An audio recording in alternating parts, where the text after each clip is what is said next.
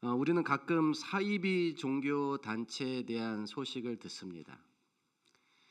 자신이 어떤 종교를 믿든지 개인의 자유니까 뭐 상관없겠다 싶지만 사이비 신앙은 언제나 가정 혹은 사회의 문제를 야기합니다. 뭐 가정을 버리게 한다든지 뭐 자녀 양육을 외면하게 한다든지 또 사회의 법 질서를 무시하게 한다든지 그래서 사이비 신앙은 사회의 지탄을 받게 됩니다. 어느 종교라도 가족을 소중히 여기고 또 사회의 규범을 준수하도록 가르친다면 결코 사람들에게 욕먹지는 않을 것입니다. 교회도 당연히 그래야 하고 성경도 그렇게 하라고 가르치고 있습니다. 그런데 사실 교회는 사람들이 가지고 있는 일반적인 생각과는 다른 사상을 가르치기도 합니다. 예를 들면 교회는 돈보다 구원이 더 중요하다고 가르칩니다. 일반적으로 세상에서는 뭐가 제일 중요해요? 돈이 제일 중요하잖아요. 근데 교회는 아니라고, 돈보다 더 중요한 것들이 있다고 가르칩니다. 물론 그렇다고 돈이 필요 없다는 뜻은 아닙니다. 돈 열심히 버세요. 돈 많이 버십시오. 그러나 돈이 구원보다 중요하지는 않기 때문에 구원을 위해서는 때로 돈을 포기할 때도 있어야 한다는 게 성경의 가르침입니다. 또 교회는 자신의 유익보다 남의 유익을 우선하라고 가르칩니다. 그래서 그리스도인들이 봉사하는 사람이 되는 거예요. 괜히 우리가 봉사합니까? 나보다 누구를 더 중요하게 생각하라고요? 다른 사람, 남의 유익을 더 중요하게 생각하라는 것입니다. 물론 그렇다고 나의 유익을 전혀 챙기지 말라는 뜻은 아닙니다. 나의 유익을 챙겨야 성적도 올리고 또 재산도 늘리고 노후도 대비합니다.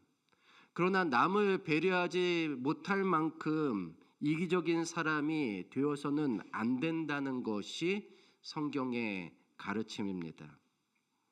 같은 의미에서 성경은 부모보다 하나님이 먼저이고 가정보다 그분의 나라의 일이 먼저라고 가르칩니다. 이 말씀 역시 부모가 중요하지 않다, 또 가정이 중요하지 않다라는 말은 결코 아니에요. 너무나 중요하죠. 그러나 우리가 그것들을 중요하게 생각하는 것만큼 혹은 그 이상으로 누구를 중요시 여겨야 된다는 거예요? 우리 하나님, 그리고 그분의 나라의 일을 중요하게 생각해야 하는 것입니다. 오늘 우리가 살펴볼 누가복음 9장은 예수님을 따르고자 하는 사람이 무엇을 더 중요하게 여겨야 하는지를 설명하고 있습니다. 예수님은 12제자를 선택하시고 그들을 가르치고 훈련시킨 다음에 이스라엘의 여러 마을로 보내셔서 복음을 전하게 하셨어요. 예수님의 말씀에 순종하여 이렇게 일할 때 제자들은 너무나 놀라운 그런 영적인 결실을 경험하게 됩니다. 대표적인 사례가 오병이어의 사건이었어요. 예수님을 추종하는 무리가 남자만 5천 명이나 되었지만 먹을 것이 없었을 때 한 소년이 물고기 2마리와 떡 5개를 주님께 드린 거예요.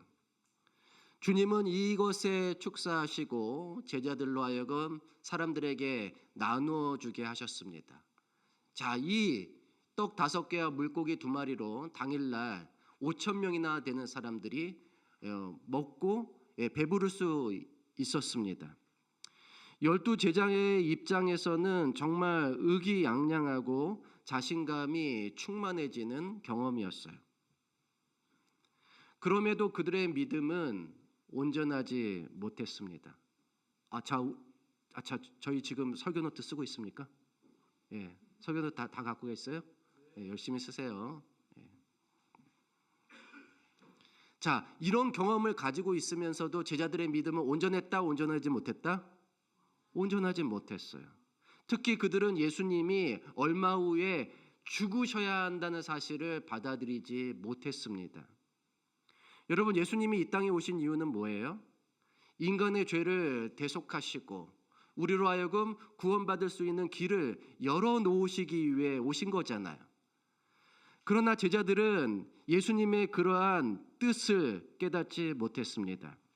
그들 입장에서는 아니, 일이 이렇게 잘 되고 있는데, 많은 사람들이 이렇게 따르고 있는데 예수님이 이렇게만 계속 하신다면 이스라엘의 왕이 되고 또 백성들을 규합하여 로마 군대를 물리치고, 그러면 자신들은 이스라엘 왕의 왕국의 뭐가 돼요? 총리가 되고 대신이 되어서 부귀영화를 누릴 수 있을 텐데 자꾸 예수님이 자기 뭐 하겠다고 말씀하시는 거예요? 죽겠다고 말씀하시니 받아들일 수 있겠습니까? 없겠습니까? 눈앞에 지금 자신들의 지금 꿈이 이루어지려고 하는데 예수님이 죽으면 그 꿈이 다 어떻게 됩니까? 물거품이 돼버리잖아요. 그러한 마음가짐을 가지고 있는 제자들을 보시는 주님은 참 답답하셨을 것 같습니다. 하루는 예수님이 12제자 중 핵심 멤버 3사람 베드로와 요한과 야고보를 데리고 산에 오르셨어요. 그리고 산 정상에서 그들은 매우 신비한 경험을 합니다. 환하게 빛나는 구름이 갑자기 그들을 감쌌고 예수님은 그 순간 지상에서 볼 수 없는 환한 빛으로 밝게 빛나기 시작하셨어요. 그리고 그분 곁에는 모세와 엘리야가 서 있었습니다. 모세와 엘리야는 곧 있을 예수님의 죽음에 대해서 그분과 대화했어요. 그리고 예수님이 죽겠다고 하는 그분의 결심에 대해서 강력하게 지지하였습니다. 그때 구름 속에서 하나님 아버지의 음성이 울려 퍼졌습니다. 이는 나의 아들 곧 택함을 받은 자니 너희는 그의 말을 들으라. 이날의 경험은 의심이 많은 제자들에게 확신을 주기 위한 것이었습니다. 예수님의 죽음이 하늘의 계획임을 알리고 제자들로 하여금 예수님을 믿고 따르라고 하는 그런 취지였어요. 즉 예수가 된다고 하는 것은, 예수님의 제자가 된다고 하는 것은 그들이 가진 기대와 달리 무슨 부귀영화를 누리는 지름길이 아니라 인류를 구원하시려 자기 희생을 감수하시는 주님을 따르는 길, 곧 고난의 길이었습니다. 여러분, 예수의 제자가 되는 길은, 제자의 길은 무슨 길이라고요? 고난의 길이라고. 부귀영화를 얻는 지름길이 아니라. 제자들은 나중에야 이 교훈을 받아들입니다. 언제? 예수님이 십자가에 달려 죽으시고 부활하신 다음에, 그리고 승천하신 다음에야 이 교훈을 깨닫게 돼요. 결국 그들도 모두 어떻게 되었습니까? 십자가의 길을 따라 모두 뭐 했어요? 순교했어요. 순교한 것을 보면 그들이 주님의 이 교훈을 받아들였다고 하는 뜻이에요. 그들은 정말 제자의 길을 걸었다고 볼 수가 있습니다.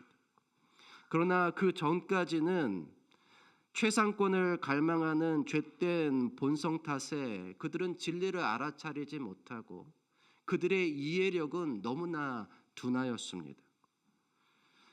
예수님을 밀착하여 수행하는 제자들이 이 모양이니 아무리 5,000명이고 2만 명이고 예수님을 따르는 그 수많은 백성들의 마음 상태는 말할 것도 없었을 것입니다.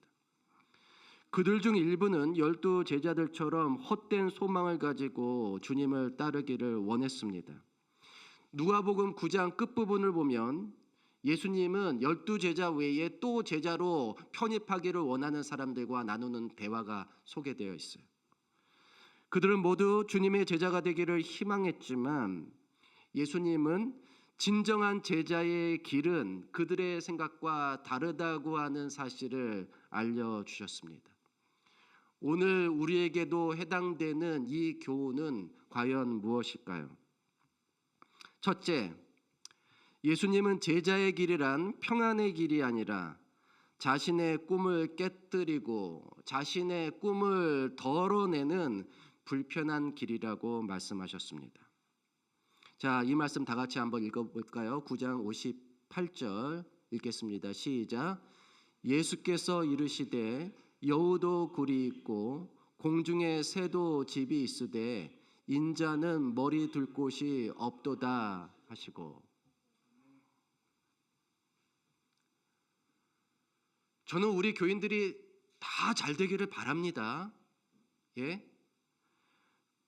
영적으로도 또 육적으로도 잘 되기를 정말 기원합니다. 여러분들의 사업이 다 번창하기를 바랍니다. 돈 많이 버세요. 부자 되십시오. 자녀들도 다 잘 되고 성공하기를 바랍니다. 그런데 오늘 말씀을 보니까 예수님 잘 믿으면 다 그렇게 된다라고 제가 장담은 해드리지 못하겠어요. 길을 가시는 예수님과 제자들을 따라오는 한 사람이 있었습니다. 그는 주님께 어디로 가시든지 나는 따르겠습니다라고 맹세했어요. 그때 주님께서 그 맹세에 대한 대답으로 여우도 굴이 있고 공중에 새도 집이 있지만 인자는 머리 둘 곳이 없다라고 대답하신 겁니다. 예수님의 이 말씀은 두 가지의 의미가 있는데, 우선 주님을 잘 따르는 것이 평안한 자리를 보장하는 것이 아님을 의미합니다. 사람들의 욕망은 대부분 공간적으로 표현이 돼요. 좋은 집, 좋은 땅, 좋은 지위, 좋은 자리.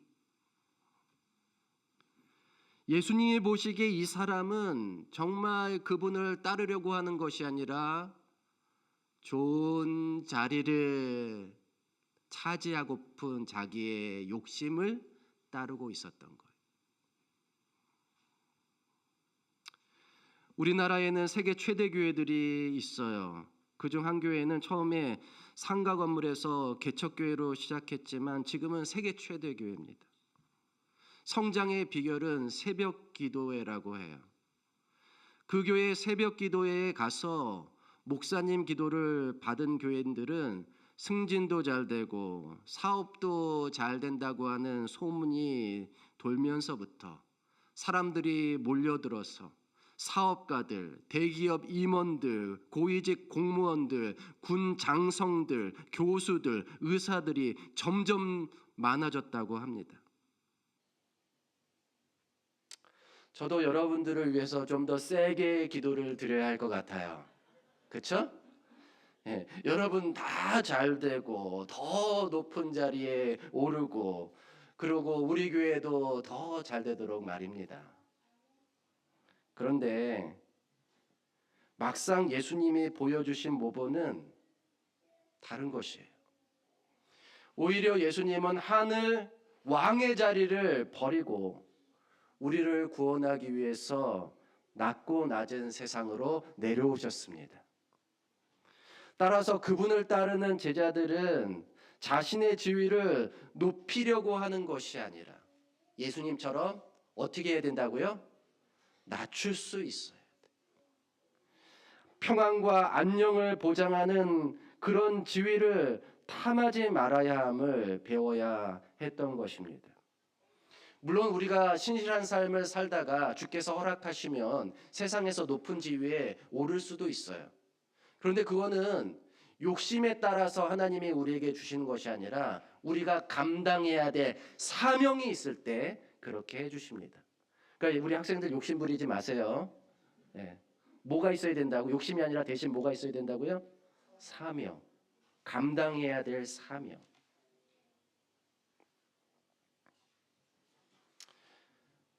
우리는 이 땅의 부귀영화 대신에 하늘의 평안과 안녕을 바라야 합니다. 주님은 우리에게 이렇게 약속하셨어요. 너희는 마음에 근심하지 말라. 하나님을 믿으니 또 나를 믿으라. 내 아버지 집에 거할 곳이 많도다. 이 땅에서 어떤 좋은 공간을 차지하려고 그렇게 욕심부리지 말고 우리는 그것을 어디에서 약속받는다고요? 하늘에서 약속받아요. 또한 우리가 잠시 받는 환난에 경한 것이 지극히 크고 영원한 영광에 중한 것을 우리에게 이루게 함이라고 말씀하셨습니다. 땅에서는 불평과 고난이 있을지라도 제자의 길을 걷는 사람은 결국 하늘의 영광을 얻을 것이라고 약속하신 겁니다.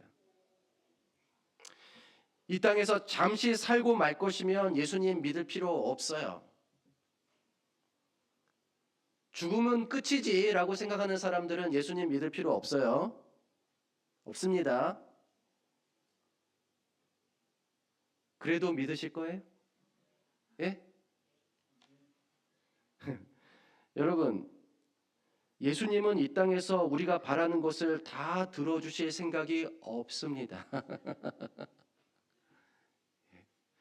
우리가 원하는 걸 다 들어주신다고요? 다 안 들어주신다고요? 다 안 들어주신다고요. 기도는 하세요.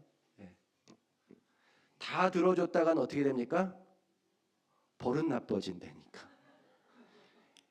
제가 말씀드렸잖아요. 애들 해달라는 거 다 해주면 돼요, 안 돼요? 안 돼요. 뭐 나빠져요? 버릇 나빠져요. 애들 망칩니다. 마찬가지예요. 하나님도 우리가 원하는 거 다 해주시지 않아요. 이 땅에서 특별히 우리가 욕심부리고 막 그런 거 다 해주시지 않습니다. 그래도 믿으시겠어요? 예, 좋습니다. 대신 우리는 어떤 고난과 불편이 있을지라도 이 믿음을 놓치지 않기를 바랍니다. 어차피 주님도 이 세상에서는 편하게 머리 둘 곳이 없다고 하셨잖아요. 맞습니까? 어려움이 있고 불편이 있을지라도 믿음의 길을 걷는 것, 그것이 예수님이 그분의 제자들에게 바라시는 바였습니다. 끝까지 참고 견디며 인내하는 믿음의 제자들에게 주께서 시들지 않은 영광의 면류관을 주시기를 간절히 바랍니다.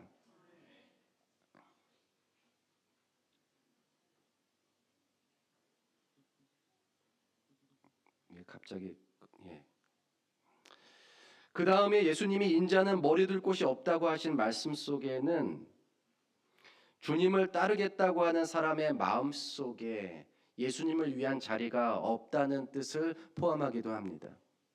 겉으로는 주님을 따른다고 하지만 마음속에는 사업에 대한 생각으로 가득합니다.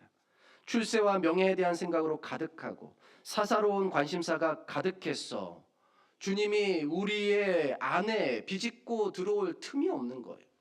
인자는 머리 둘 곳이 없다.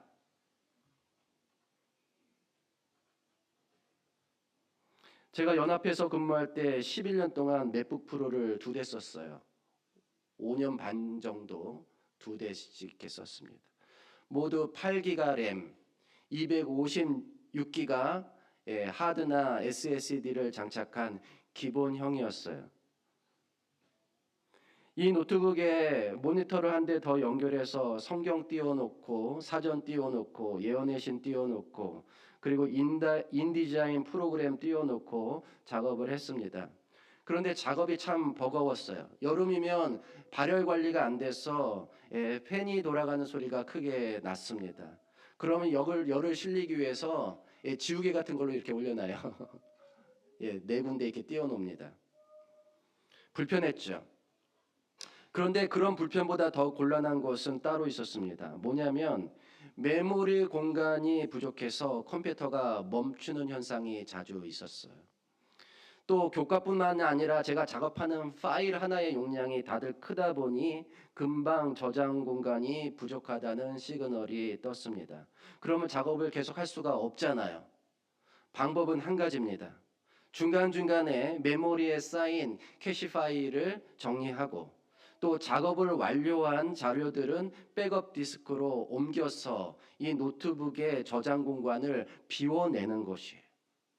비우지 않으면 일이 안 돼요. 어떻게 해야 된다고요? 비워야 해요. 그런데 우리 마음 상태가 어떻습니까? 가득 차 있어요. 주님이 한 구석도 차지할 수 없을 만큼 세상의 많은 것들로 우리 마음이 가득 차 있습니다.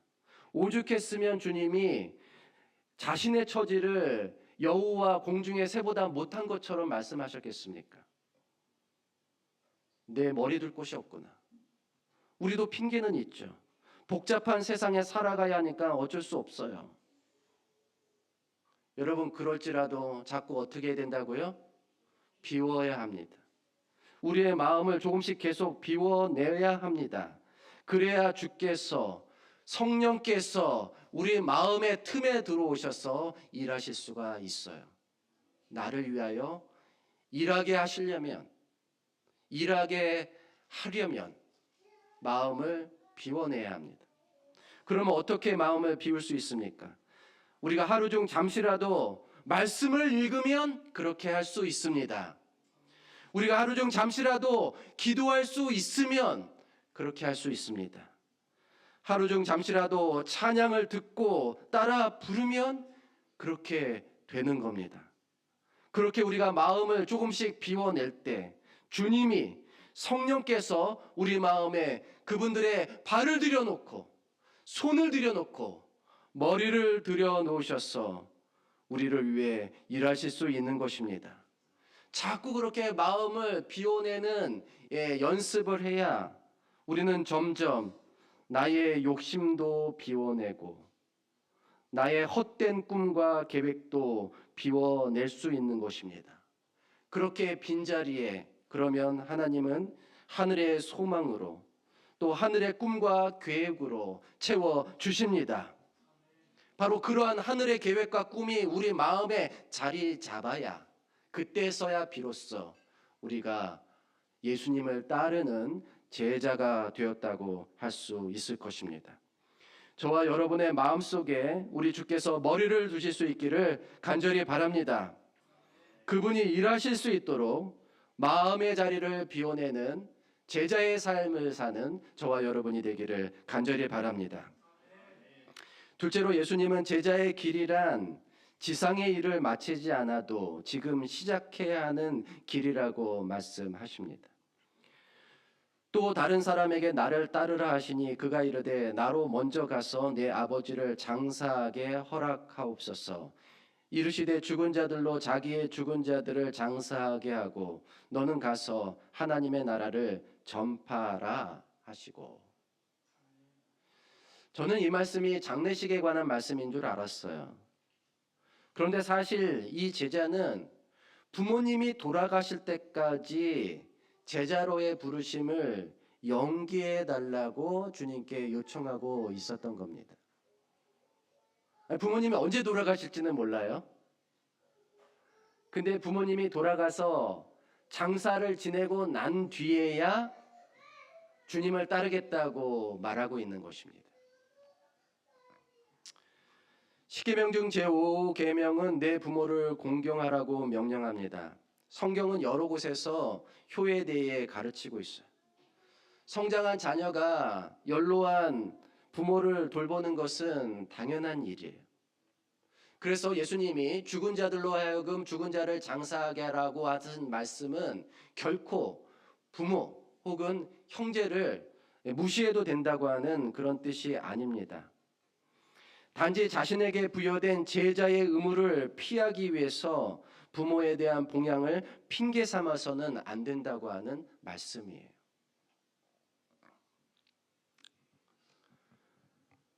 부모가 돌아가신 후에야 자신이 참된 일을 시작할 수 있다고 생각하는 사람은 자신이 죽을 때까지도 참된 일을 시작할 수 없습니다. 부모가 죽는 게 문제가 아니에요. 그렇게 미루다가 누가 죽어요? 자기가 죽어요. 죽은 자들로 자신의 죽은 자를 장사하게 하라는 말씀이 바로 이런 뜻입니다. 부모님 돌아가실 때까지 하나님 못 믿겠어요. 미뤄둘게요. 그때 믿을게요. 라고 하면 못 믿는다고요. 심지어 이런 마음 자세를 갖고 있는 사람은 부모님에게 효도 못해요.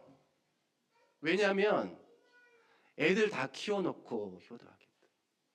집안 장만 해놓고 효도하겠다고 효도 어떻게 해요? 미루기 때문입니다. 늘 무엇인가를 마무리할 때까지 중요한 일을 미루는 사람은 결코 중요한 일을 시작할 수 없습니다.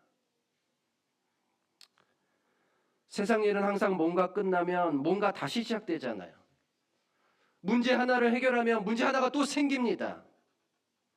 그래서 정말 뭔가를 다 끝내놓고 하나님을 믿겠다고 생각하는 사람은 결코 하나님을 믿을 수가 없는 거예요. 내 인생 종칠 때까지 말입니다. 우리 인생에는 수많은 문제와 숙제들이 사슬처럼 엮여 있어요. 그것들을 풀어내고 해결하면서 살아가는 것이 우리의 운명입니다. 근데 그것들을 다 해결한다고 하는 것은 불가능해요. 그래서 모든 숙제를 다 마치고 주님을 따르겠다고 하는 그 말 자체는 불가능한 것을 소원하는 것입니다. 우리 학생들 시험 준비 다 마치고 예배 드린다는 생각 불가능해요. 그래서 다 고개 들어가요, 우리 학생들. 시험 준비 다 끝내고 예배한다는 생각 불가능해요. 그 불가능한 것을 계획하는 겁니다. 사업을 어느 정도 궤도 위에 올려놓고 교회에 나오겠다는 생각, 그 불가능한 것을 계획하는 겁니다. 안 돼요. 다 끝내고 하는 게 아니라 하면서 하는 거예요. 맞습니까? 제 말은 하나님만 믿고 다른 것은 다 그만두라는 뜻이 결코 아닙니다. 대신 우리는 우리의 의무를 이행하면서 중요한 일도 함께 감당해 나가야 합니다. 그것이 제자의 길이에요. 그것이 주께서 바라시는 제자의 삶입니다. 내 일을 하면서 부모님 보살펴 드려야 합니다. 부모님 보살펴 드리면서 하나님도 믿어야 합니다. 공부하면서 예배도 드려야 합니다. 현재의 삶에서부터 영원한 삶을 시작해야 합니다. 그래야만 영혼에 이룰 수 있습니다. 끝내고 시작하려는 사람은 그냥 끝날 것입니다. 저와 여러분은 영혼에 이르는 제자의 삶을 지금부터 시작하는 현명한 사람들이 되시기를 간절히 바랍니다. 마지막으로 예수님은 내 손에 들린 쟁기로 하나님 나라의 열매를 바라며 전진하라고 말씀하십니다. 또 다른 사람이 이르되 주여 내가 주를 따르겠나이다마는 나로 먼저 내 가족을 작별하게 허락하소서. 예수께서 이르시되 손에 쟁기를 잡고 뒤를 돌아보는 자는 하나님 나라에 합당하지 아니하니라 하시니라. 자, 이 사람 역시 가족 문제 때문에 제자로의 부르심을 연기해 달라고 요청하고 있습니다. 세상에 가족처럼 중요한 것은 없죠? 그러나 제자가 되는 것 역시 가족만큼 혹은 가족 이상으로 중요합니다. 그렇다고 가족의 일원으로 혹은 가장으로의 의무를 등한히 해도 된다는 말씀은 결코 아니에요. 오늘 제가 드리는 말씀은 다 그런 식이 결코 아닙니다. 그렇죠? 가정제도는 하나님께서 이 세상에 심어놓으신 천국의 축소판이요, 우리로 하여금 끝없이 누리도록 한 행복의 셈입니다. 그러나 가정을 핑계로 삼아 제자의 삶을 미루려고 하는 것은 잘못된 판단입니다. 가족에게 작별 인사를 하고 오겠다는 말은 단지 안녕하고 오겠다는 말이 아니라 자기 없이도 가정이 굴러가도록 준비해 놓고 오겠다는 말이에요. 그런 다음에야 다녀오겠소라고 말할 수 있겠다는 뜻입니다. 오늘날에도 가족 때문에, 자녀 교육 때문에 주님의 부르심을 연기해 놓은 사람들이 많이 있습니다. 예수님은 이 제자에게 쟁기를 예로 드셨어요. 쟁기는 선지자 엘리야의 인생에서 가장 잘 설명이 됩니다. 그는 원래 쟁기를 잡고 일하는 농부였어요. 그래서 쟁기를 들고 일한다는 것이 무엇인지 너무나도 잘 알았습니다. 소가 앞으로 끌고 뒤에서 농부가 쟁기를 잡고 가면 오직 무엇밖에 없어요? 전진밖에 없습니다. 뒤를 돌아볼 수 없어요. 쟁기질이 그렇게 무섭습니다. 앞을 보지 않고 옆이나 뒤를 보면 고랑이 삐뚤어지거나 아니면 돌 같은 데 부딪혀서 쟁기가 부러지고 다칠 수 있어요. 그래서 엘리사는 땅의 쟁기를 붙잡고 전진하는 삶을 살았습니다. 그러나 이제 하나님의 부르심을 받고 그는 하늘의 쟁기를 잡게 되었어요. 지금까지는 땅의 결실을 위해서 쟁기질을 하였지만 앞으로는 하늘의 결실을 위해서 쟁기질을 해야 했던 것입니다. 여러분은 지금 어떤 쟁기를 들고 있습니까? 땅의 결실을 위한 쟁기입니까? 아니면 하늘의 결실을 위한 쟁기입니까? 우리가 중요하게 생각하는 내 가족의 일, 자녀의 일은 땅의 결실을 위한 쟁기입니까? 아니면 하늘의 결실을 위한 쟁기입니까? 저와 여러분의 손에 들린 쟁기가 땅이 아니라 하늘의 결실을 위한 쟁기이기를 간절히 바랍니다. 우리 학생들, 여러분들이 들고 있는 쟁기 뭐예요? 여러분들이 들고 있는 쟁기 뭐예요? 문제집. 문제집. 그 문제집은 땅의 열매를 위한 것이에요? 하늘의 열매를 위한 것이에요? 생각을 이제 바꾸라고요. 내 손에 들린 쟁기가 이제 뭐의 열매를 위한 것이 되어야 된다고요? 하늘의 열매. 여러분들이 손으로 잡고 있는 모든 쟁기 말이에요. 비록 시작은 우리 가족의 생기를 위해서 잡았지만 그것이 이제 하늘의 열매가 되기를 여러분 간절히 기도하고 염원하며 소망하기를 간절히 바랍니다. 예수님이 생각하시는 제자의 길은 우리가 생각하는 것과 다릅니다. 그분에게 제자의 길이란 평안의 길이 아니라 자신의 꿈을 깨뜨리고 덜어내는 불편한 길이었습니다. 그러나 그 길을 걷는 자는 하늘의 영원한 평안과 행복을 얻을 것이라고 약속하셨습니다. 또한 예수님은 제자의 길이란 지상의 일을 마치지 않아도 지금 시작해야 하는 길이라고 말씀하셨습니다. 그래서 우리는 현재의 삶에서부터 영원한 삶을 시작해야 하는 것입니다. 마지막으로 가족을 위한 우리의 쟁기가 이 세상의 결실을 위한 것으로 끝나지 말아야 한다고 말씀하셨습니다. 대신 우리 가족과 자녀를 위한 쟁기가 하늘의 결실을 소망하는 도구가 되기를 간절히 바라고 원하고 기도해야겠습니다. 여러분, 우리 모두 예수님을 따르는 제자가 됩시다. 그리고 그분이 우리 안에서 일하시도록 우리 마음을 비워내고 그분을 우리 삶에 모셔드리는 저와 여러분이 되기를 간절히 바라며 말씀을 마치겠습니다.